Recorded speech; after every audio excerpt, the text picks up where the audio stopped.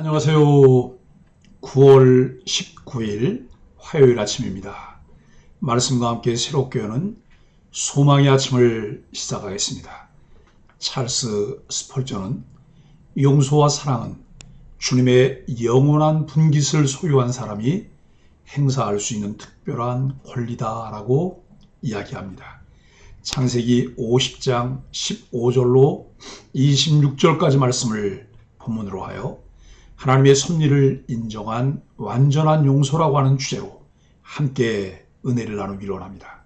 가슴 벅찬 마음으로 창세기를 시작하고 50장 마지막 종착역에 도착하였습니다. 창세기를 통해 큰 은혜를 주시고 그 은혜 속에서 한 뼘 더 자라게 하신 것 감사합니다. 창세기를 시작하며 태초에 하나님이 천지를 창조하셨다는 이 선언이 갖는 의미가 무엇인지를 알 때 우리 안에 있던 모든 고정관념이 깨어지는 놀라운 은혜를 경험하였습니다.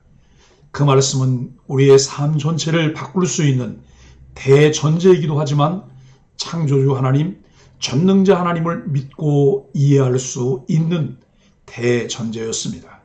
창세기에 담고 있는 것은 온 우주와 창조 세계의 시작에 대한 이야기였습니다. 인간 창조 및 타락과 부패, 그리고 아브라함 및 그의 후손들과 맺으신 하나님의 언약을 근거로 구원 역사 성취의 시작을 알게 하기 위해 기록하였습니다. 창세기가 이야기하려는 가장 기본적인 주제는 기원과 시작이었습니다. 창세기가 진행되는 동안 하나님은 온 우주의 주권자이심을 분명하게 드러내시며 계시하셨습니다. 하나님은 아담, 노아, 아브라함과 같은 핵심 인물들과 언약을 맺으시며 그 언약을 주권적으로 계속 성취해 가시는 것을 통해 그 기쁘신 뜻을 이루어 가시는 것을 볼 수 있었습니다.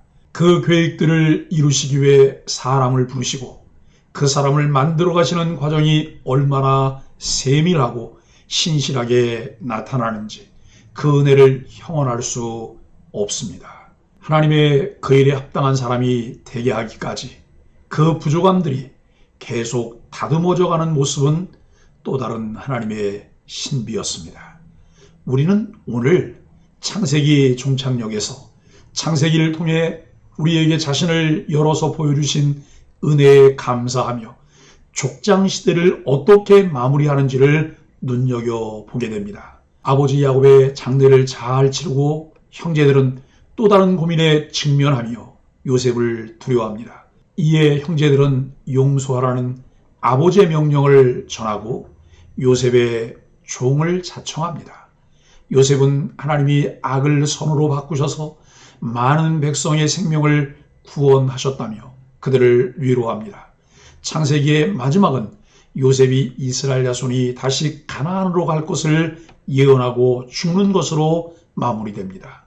흉년이라는 상황에 따라 애굽으로 이주하여 잠시 나그네로 체류하지만 보이지 않는 하나님의 계획과 섭리가 이루어지는 것을 우리는 볼 수 있습니다. 하나님께서 하나님의 일을 이루어 가시기 위해 어떻게 상황들을 이끌어 가시는지를 볼 수 있는 안목을 갖게 될 때 우리는 더 깊은 신앙을 갖게 됩니다. 야곱이 죽자 요셉의 형들은 좌불안석이었습니다. 그들은 야곱의 유언을 언급하며 요셉에게 허물과 죄를 용서하라고 말합니다. 요셉은 형들의 말을 의심하지 않고 야곱의 유언을 받아들입니다.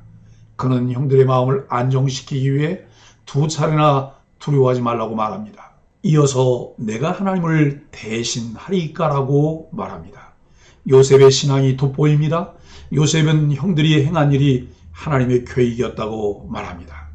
요셉의 모습은 많은 사람에게 회자되고 또한 칭송을 받습니다. 우리는 여기에서 반대의 경우를 생각할 필요가 있습니다. 만약 형들이 요셉에게 내가 하나님을 대신하여 심판하겠느냐라고 말했다면 어떻게 되었을까요? 또한 당신들은 헤아려 음모했지만 하나님이 선으로 계획하셨다는 요셉의 고백을 형들이 말했다면 어떠했을까요? 당신들은 헤아려 음모했지만 하나님이 선으로 계획하셨다고 요셉이 고백하였기에 더 진한 감동이 됩니다. 만약 형들이 그렇게 말했거나 요셉에게 그렇게 강요했다면 우리는 그들을 인면수심으로 느꼈을 것입니다. 한편으로 우리는 요셉이 이러한 고백을 하기까지 얼마나 많이 고통스러워하며 인내했을까를 생각해야 합니다. 요셉의 고백은 인내와 고난의 결과입니다. 그러한 고백이 나오기까지 요셉은 홀로 수없이 많은 일들을 겪었습니다. 이런 사람으로 쓴 뿌리 없이 만들어지기까지 요셉이 신실하신 하나님을 경험하며 그 경험들이 차곡차곡 쌓이며 온전한 믿음과 용서의 사람으로 세워졌습니다. 점진적 성화는 아주 오랜 시간이 필요합니다. 주변에 고통당하는 신앙 공동체 구성원에게 어떻게 우리가 다가가고 있습니까? 위로라는 명목으로 신앙이나 고백을 지체들에게 강요하지 않습니까? 지금은 힘들겠지만 하나님이 선한 길로 인도하실 것이다 라며 섣불리 충고하지는 않습니까? 강요된 신앙이나 고백에는 울림이 없습니다. 예수 그리스도의 복음의 가치에 이끌릴 수 있도록 우리가 말씀을 통해 만난 인격적인 예수 그리스도를 반사해낼 수 있어야 합니다. 경이로운 창조 이야기로 시작한 창세기는 요셉의 이야기로 마무리됩니다. 본문은 다시금 어긋난 형제관계를 바로잡는 요셉의 모습과 하나님의 언약을 끝까지 소망했던 요셉의 유언을 소개합니다. 15절로 21절은 무한한 용서입니다. 요셉의 형들은 아버지가 죽자 두려워졌습니다. 그래서 아버지의 권위를 빌려 요셉에게 용서를 구합니다. 요셉은 형들을 이미 용서했는데 17년의 세월이 흘렀음에도 여전히 두려워하는 형들의 모습에 안타까운 눈물을 흘립니다. 요셉의 눈물은 용서와 긍휼의 눈물이었습니다. 형들이 자신을 죽이려 했고 노예로 팔아버려 했지만 요셉은 하나님의 마음을 품고 그들을 긍휼히 여깁니다.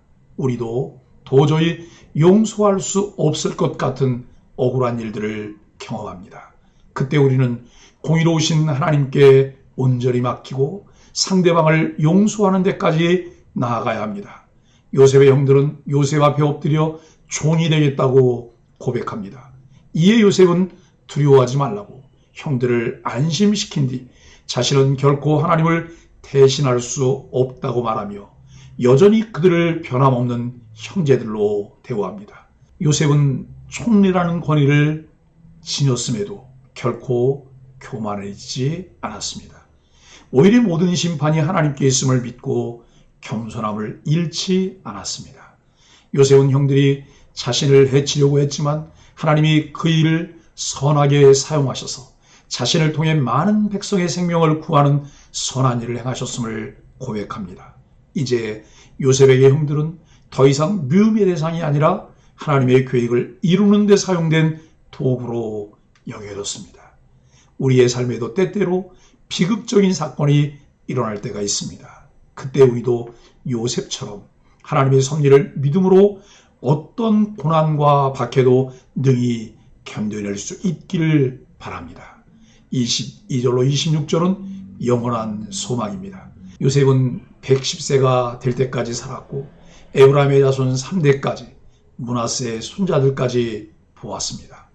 홀로 외롭게 애굽에서 보냈던 시간들을 돌이켜볼 때 요셉은 그 어떤 부귀 영화보다 가족들과 함께하는 순간이 더 행복했을 것입니다.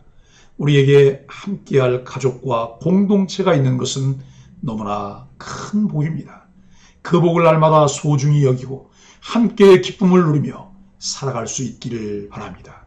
요셉은 아버지 야곱의 유언을 그대로 이어받아 자신도 그대로 유언합니다. 하나님이 반드시 그의 후손들을 약속의 땅으로 인도하실 것을 믿었기에 그때 자신의 유골도 가지고 올라갈 것을 당부합니다. 아브라함과 이삭, 야곱과 요셉은 모두 하나님의 언약 성취를 목격하지는 못했습니다. 하지만 그들 모두 하나님의 언약을 확고히 붙들고 후대에 전달하며 살아왔기에 그 언약은 이어질 수 있었습니다. 우리에게도 하나님 나라에 대한 소망과 부활의 소망이 있습니다. 이미 우리에게 약속되었지만 아직 완성되지 않았음을 기억하며 우리의 공동체와 다음 세대에게 오롯이 전하며 살아갈 수 있기를 바랍니다. 사랑하는 소망의 가족 여러분, 창세기는 아브라함, 이삭, 야곱, 요셉의 죽음으로 끝을 맺지만 약속과 희망을 기대하게 합니다. 그들은 절망 중에 숨을 거둔 것이 아니라 하나님에 대한 믿음과 반드시 이루어질 약속에 대한 소망을 안고 조상에게로 돌아갔습니다. 우리 당대에 그리스도께서 다시 오시지 않더라도 매일의 삶 속에서 그리스도와 동행함으로 이 땅에 하나님 나라를 확장하며 살아가기를 간절히 소원합니다. 오만한 사람은 자신이 모든 사람을 판단하고 심판할 자격이 있다고 생각합니다. 그러나 하나님은 이 땅 누구에게도 심판자의 자격을 주신 일이 없습니다. 사람을 심판할 수 있는 자격을 가지신 분은 예수님뿐이기 때문입니다. 요셉이 우리에게 본이 되는 이유는 그가 애굽의 총리가 되었다는 신분 상승에 있지 않습니다.